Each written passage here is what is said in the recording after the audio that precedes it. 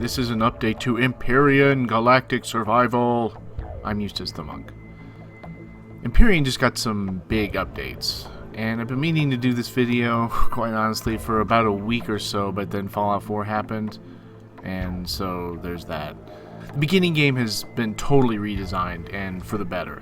There's a choice of starting planet now, which is nice. The planets are also procedurally generated, and there's a seed system so you can recreate planets that you like to play on. That's all new. When you actually start your new game, you're abruptly pushed into an escape pod that's plummeting toward the starting planet that you just picked. And frankly, I had to wonder what happened to make me have to leap into an escape pod and nosedive straight into the nearest planet.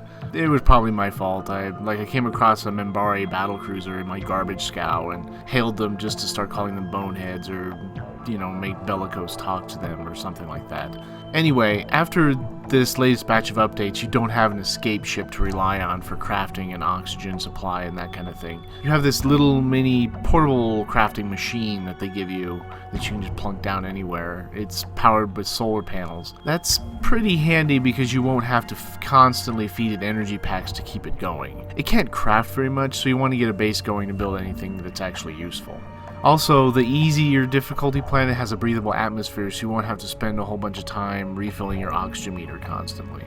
That pretty much takes care of my main gripe about the game in my initial review, and that is that you spend so much time maintaining food and oxygen levels that it makes it tough to do anything else.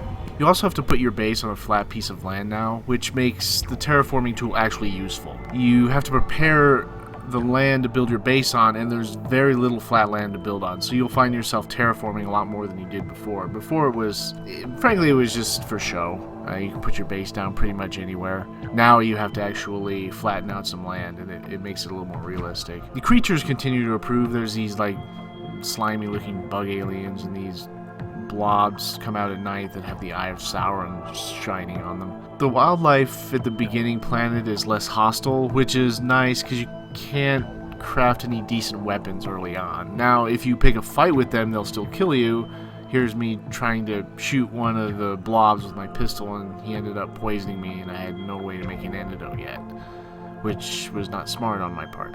The biggest change in the last update is the leveling system, where you buy up crafting recipes with skill points. And you get XP with virtually any activity, finding resources, building, shooting and killing creatures, mining, all that kind of thing. Frankly, I'm not sure how much I like this system. I've seen it before in games like this, and it can really suck if they don't do it right. It can really suck. It'll lead you to building a whole lot of superfluous and useless buildings just to level up so you can now craft something that you need to keep going. This one seems okay because you seem to get enough XP for doing things that you would be doing anyway, but I'll be keeping an eye on it, to be honest. One thing I don't like is how it limits your weapons options in the beginning game. I mean, you have to wait until level 5 to get a shotgun. That seems to be a steep requirement to me.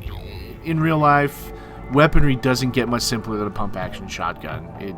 So you're not building anything that's more complicated than a starting pistol. You really shouldn't have to level up to build a shotgun. That's ridiculous. Despite this, my main complaint of the game has been addressed, and the flexibility of picking your starting planet really lets you tailor the game experience to what you might be playing for. I'm still recommending it. It's still so much fun. It's come a long way in a short amount of time, and each update adds a lot of good stuff. So you should check it out if you haven't already. Ah!